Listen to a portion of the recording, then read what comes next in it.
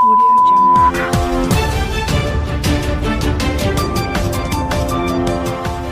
नमस्कार, ये रेडियो वर्षा है। अब आप पल्लव से वर्षा टाइम्स सुनिए।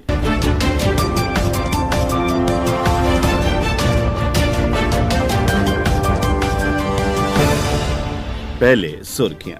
केंद्रीय जांच समिति ने जिले में बाढ़ क्षति की जांच।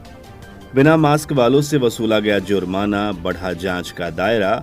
पोषण माह को लेकर शिशु स्वास्थ्य के लिए जागरूकता कार्यक्रमों का होगा आयोजन और दाहा नदी से अधेड़ का शव बरामद। अब वर्षा टाइम्स विस्तार से। गोपालगंज जिले में बाढ़ से हुई क्षति की जांच के लिए आई केंद्रीय जांच समिति के प्रमुख संजीव कुमार सुमन, निदेशक केंद्रीय जल आयोग ने स्थानीय निरीक्षण भवन में पत्रकारों को बताया कि बाढ़ से 100% क्षति हुई है। इसका आकलन बाद में बनाकर समर्पित किया जाएगा। श्री सुमन ने बताया कि जिले में राजोपट्टी में जहां पर बांध टूटा है वहां मकानों की 100% क्षति हुई है।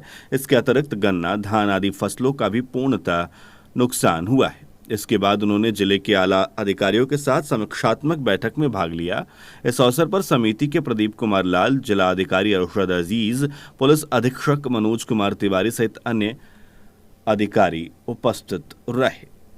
कोरोना संक्रमण के मामले को बढ़ते हुए देखकर गुरुवार को शहर के विभिन्न चौक चौराहों पर सीओ ने मास्क जांच के लिए अभियान चलाया। इस दौरान बगैर मास्क के घरों से निकले 42 लोगों से 2100 रुपए जुर्माने की राशि के रूप में वसूला गया।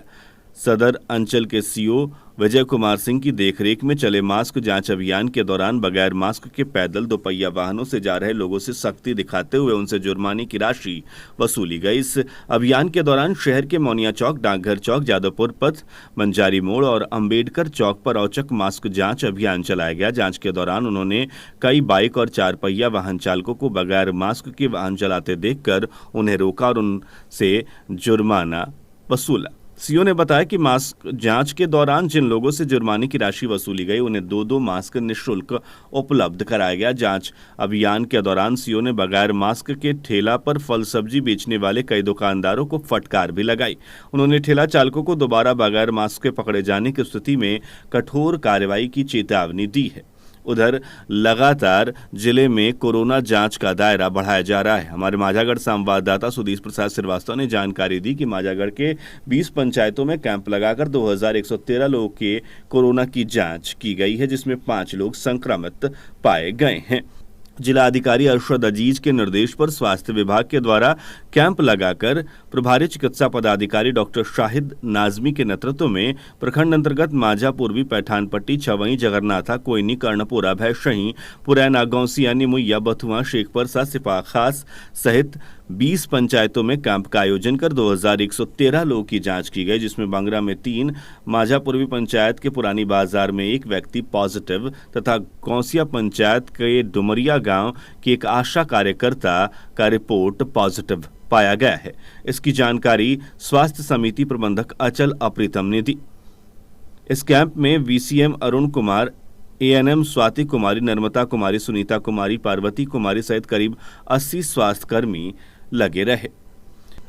पोषण माह को लेकर बच्चों के स्वास्थ्य के जागरूकता को लेकर कई कार्यक्रम आयोजित किए जाएंगे। इस बीच 6 माह से अधिक उम्र के बच्चों को मां के दूध के साथ उन्हें पूरक आहार देने को लेकर बच्चों के माता पिता को तमाम बातों की जानकारी दी जाएगी। राष्ट्रीय पोषण मिशन के जिला समन्वयक ब्रजकिशोर प्रसाद ने इसकी जानकारी देते हुए बताया कि जन्म के 6 माह तक मां का दूध ही बच्चों के लिए संपूर्ण आहार माना जाता है। मां का दूध न केवल पचने में आसान होता है बल्कि इससे नवजात की रोग प्रतिरोधक क्षमता भी मजबूत होती है। लेकिन 6 माह के बाद सिर्फ स्तनपान से बच्चे के आवश्यक पोषण की पूर्ति नहीं होती है। इसके बाद बच्चों के भोजन में अर्ध ठोस और पौष्टिक आहार को शामिल करना चाहिए। उन्होंने बताया कि बच्चे को 6 माह का होने के बाद ऊपरी आहार की शुरुआत करें। प्रारंभ में बच्चों को नरम खिचड़ी और मसला हुआ आहार 2 से 3 चम्मच रोज 2 से 3 बार देना जरूरी होता है। फिर 9 माह तक के बच्चों को मसला हुआ आहार दिन में 4-5 चम्मच से लेकर आधे कटोरी व दिन में 1 बार नाश्ता दिया जाना चाहिए। 9 से 12 महीने तक के बच्चों को अच्छी तरह से कतरा हुआ मसला हुआ आहार खाना चाहिए। जो बच्चा अपनी उंगली से उठाकर खा सके उसे देना चाहिए। इस उम्र के बच्चों को दिन में पौन कटोरी 1 से 2 बार नाश्ता और उतना ही कटोरी भोजन 3-4 बार देना चाहिए। 12 से 24 माह तक के बच्चों को अच्छी तरह से कतरा, कटा और मसला हुआ खाना देना चाहिए, जिससे बच्चे हुष्ट-पुष्ट होते हैं। पिछले 2 साल में जैसे जैसे बच्चे बड़े होते हैं वह खांसी, जुकाम, दस्त जैसी बीमारियों से बार बार पीड़ित होते हैं। बच्चों को इन सभी संक्रमणों से बचाने के लिए पौष्टिक आहार की जरूरत होती है। यदि 6 माह का बच्चा सही से ऊपरी आहार नहीं ले रहा है तो वह कुपोषित हो सकता है और कुपोषित बच्चों में संक्रमण आसानी से हो जाता है। बच्चों को ताज़ा और घर का बना हुआ भोजन ही खिलाना चाहिए।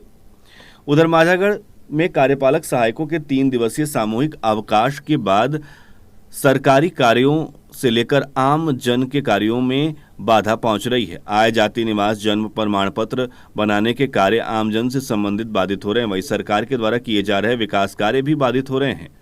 आज अंतिम दिन कार्यपालक सहायकों ने अस्थायी करने सहित अन्य मांगों के ज्ञापन के साथ सरकार का विरोध किया। भोरे बाजार के व्यवसायी रामाश्रय सिंह हत्याकांड में 4 आरोपितों की ओर से दाखिल किए गए अग्रिम जमानत याचिका पर सुनवाई गुरुवार को टाल दी गई। इस मामले में अब 7 सितंबर को सुनवाई होगी। जानकारी के अनुसार 12 जून 2019 को भोरे थाना क्षेत्र के खजुराहा के समीप रामाश्रय सिंह कि उनकी ही निर्माणाधीन पेट्रोल पंप पर अपराधियों ने गोली मारकर हत्या कर दी थी। घटना को लेकर व्यवसायी के भाई हरि भगत के बयान पर थाने में 9 लोगों के विरुद्ध प्राथमिकी दर्ज की गई थी। बाद में पुलिस ने इस आपराधिक घटना में विशाल सिंह और उनके गैंग के 5 लोगों को गिरफ्तार कर जेल भेजते हुए इनके खिलाफ कोर्ट में आरोप पत्र भी दायर किया था। शेष 4 आरोपितों के विरुद्ध मामले की जाँच चल रही थी। जाँच के दौरान 4 आरोपितों के विरुद्ध धारा 120 के तहत केस को सत्य पाया गया। इस मामले में शेष बचे 4 आरोपी पूर्व उप प्रमुख अरुण मिश्रा उर्फ पप्पू मिश्र तथा उनके भतीजे संजय कुमार मिश्रा उर्फ बबलू मिश्रा, पूर्व प्रमुख कलावती देवी के भाई ब्रजकिशोर सिंह और बुच्ची सिंह तथा भतीजे राजू सिंह की ओर से जिला एवं सत्र न्यायाधीश में अग्रिम जमानत की याचिका दाखिल की गई है। इस मामले में दोनों पक्षों के अधिवक्ताओं की बहस सुनने के बाद एडीजे 5 विश्व विभूति गुप्ता की कोर्ट ने अगली सुनवाई की तिथि 7 सितंबर निर्धारित की है। कुचायकोट थाना क्षेत्र के दाहा नदी में सासामुसा के पास एक अधेड़ का शव बरामद किया गया। मृतक कुचायकोट थाना क्षेत्र के सासामुसा मौजे गांव निवासी जोखन राम थे। मिली जानकारी के अनुसार सासामुसा मौजे गांव निवासी जोखन राम बुधवार की शाम मछली मारने के लिए दाहा नदी की तरफ गए थे। देर शाम जब वो वापस नहीं लौटे तो घर वालों ने उनको ढूंढना शुरू किया, पर इनका कुछ पता नहीं चला। इस बीच गुरुवार को कुछ लोगों ने सासामुसा बाजार के समीप दाहा नदी में एक अधेड़ का शव देखकर इसकी सूचना पुलिस को दी। सूचना मिलने पर मौके पर पहुंची पुलिस ने अधेड़ के शव को नदी से बाहर निकालकर शनाख्त कराया। अधेड़ की पहचान सासामुसा मौजे निवासी जोखन राम के रूप में की गई है। कुख्यात सुरेश यादव को गोली मार दी गई है। गोरखपुर मेडिकल कॉलेज से उन्हें लखनऊ रेफर किया गया है। गोली नहीं निकलने से स्थिति नाजुक बताई जा रही है। सुबह घर के सामने टहलते वक्त उन्हें 3 गोलियां मारी गई, जिससे वो गंभीर रूप से घायल हो गए। पारिवारिक कलह से तंग आकर 25 वर्षीय युवक ने जहर खा लिया। स्थिति गंभीर बनी हुई है। सदर अस्पताल में इसका इलाज चल रहा है। बिशंबरपुर के सलेपुर गांव का मामला बताया जा रहा है। अब कुछ वर्षा टाइम्स दरभंगा प्रमंडल से। हमारे दरभंगा प्रमंडल संवाददाता गोपाल पोदार ने जानकारी दी है कि मधुबनी जिले के हरलाखी प्रखंड के तत्कालीन मनरेगा पीओ रणजीत कुमार मिश्र को हरलाखी पुलिस ने एक गबन के मामले में गिरफ्तार कर जेल भेज दिया है। वर्तमान में वे समस्तीपुर जिले के हसनपुर प्रखंड में प्रखंड कार्यक्रम पदाधिकारी के पद पर हैं। पुलिस ने दरभंगा के रहमगंज स्थित उनके आवास से उन्हें गिरफ्तार किया। उन पर मधुबनी के हरलाखी में पोखरा में मृत एक नाबालिग के नाम पर फर्जी तरीके से गबन का आरोप है। मधुबनी जिले के कलुआही थाना क्षेत्र में 17 अगस्त को हुए गैंग रैप और हत्या के मामले में दर्ज प्राथमिकी के मुख्य आरोपी रामनाथ शहनी को पुलिस ने गिरफ्तार कर लिया। खजौली पुलिस निरीक्षक देवेंद्र कुमार ने बताया कि थाना क्षेत्र के मलमल गांव में पुलिस ने मृतका छात्रा का शव अभियुक्त के घर से ही बरामद किया था। अन्य अभियुक्तों की गिरफ्तारी हेतु सघन अभियान जारी है। छापेमारी दल में थाना अध्यक्ष राजकुमार मंडल, जवाहरलाल राम सहित अन्य पुलिस पदाधिकारी शामिल हैं। दरभंगा स्थित ललित नारायण मिथिला विश्वविद्यालय के कार्यकारी कुलपति राजेश कुमार सिंह को उत्तर प्रदेश के कुल अधिपति आनंदीबेन पटेल ने पंडित दीनदयाल उपाध्याय विश्वविद्यालय गोरखपुर का कुलपति नियुक्त किया है।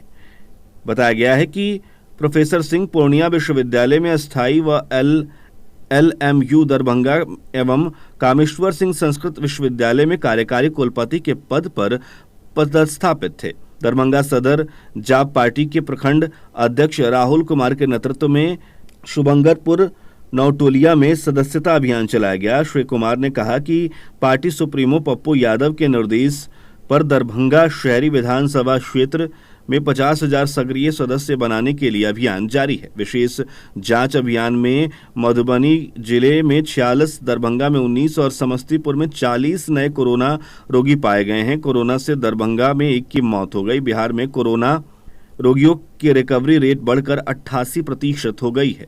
कोरोना रोग से समस्तीपुर जिले में बुधवार रात्रि तक कुल 23 लोगों की मौत हो चुकी है। कल्याणपुर पुलिस ने थाना क्षेत्र के मालीपुर मुसैरी टोला में गुप्त रूप से छापेमारी कर 7 लीटर देसी शराब जब्त किया। छापेमारी दल का नेतृत्व DSP प्रतीश कुमार ने किया। खानपुर थाना क्षेत्र के भोरे जयराम पंचायत के डीलर रूबी देवी पर कालाबाजारी करने के आरोप में केस दर्ज किया गया है। रोसड़ा अनुमंडल के बिथान में शराब पीते दरोगा अवधेश सिंह को पकड़ा गया है। पुष्ट जानकारी पाकर SP विकास वर्मन ने उक्त दरोगा को निलंबित कर दिया है। दलसिंह सराय थाना के पगरा में पंचायत वार्ड 2 में सांप काटने से राहुल कुमार की मौत हो गई। विद्यापति नगर थाना क्षेत्र के थानाध्यक्ष शिवानी पासवान ने पुलिस बल के साथ शराब की बड़ी खेप जब्त की है। शाहपुर पटौरी अनुमंडल अधिकारी मोहम्मद जफर आलम ने मोहनपुर प्रखंड प्रशासन प्रांगण कार्यालय का औचक निरीक्षण किया। उन्होंने रसूलपुर पहुंचकर गंगा नदी तटबंध का भी निरीक्षण किया। मोदी नगर प्रखंड प्रमुख कृष्ण कुमार चौधरी ने अपने ऊपर लगाए गए आरोप को औचित्यहीन बताया है। यहां प्रखंड के पंचायत समिति सदस्यों पर उपापोह की स्थिति दिखाई पड़ रही है। अब वर्षा टाइम्स बेगूसराय, भागलपुर, मुंगेर एवं कटिहार जिले से हमारे बेगूसराय संवाददाता ने जानकारी दी है कि जिले में मंसूरचक स्थित नदी में डूबने से एक बच्चे की मौत हो गई। जिले के भगवानपुर प्रखंड के दामोदर पंचायत भवन में समाज कल्याण विभाग सामाजिक सुरक्षा कोषांग के द्वारा संचालित बुनियादी केंद्र तेघड़ा के द्वारा दिव्यांग लोगों का एक शिविर लगाया गया। भागलपुर जिला के अंतिचक गांव में विवाहिता 20 वर्षीय शीला देवी की हत्या कर शव को फंदे पर लटका देने का समाचार मिला है। मुंगेर में भाजपा इकाई के नेताओं ने NDA नेताओं को चेतावनी दी है कि उक्त सीट भाजपा को नहीं मिली तो वे लोग सामूहिक इस्तीफा देंगे। कटिहार के काढ़ा गोला स्थित गंगा नदी का जलस्तर खतरे के निशान से 7 सेंटीमीटर ऊपर बह रहा है, जिससे लोग परेशान हैं। अब अंत में सुर्खियां एक बार फिर। केंद्रीय जांच समिति ने जिले में बाढ़ की क्षति की जांच। बिना मास्क वालों से वसूला गया जुर्माना, बढ़ा जांच का दायरा। पोषण माह को लेकर शिशु स्वास्थ्य के लिए जागरूकता कार्यक्रम का होगा आयोजन। और दाहा नदी से एक अधेड़ का शव बरामद। इसके साथ ही वर्षा टाइम्स का ये अंक समाप्त हुआ। नमस्कार।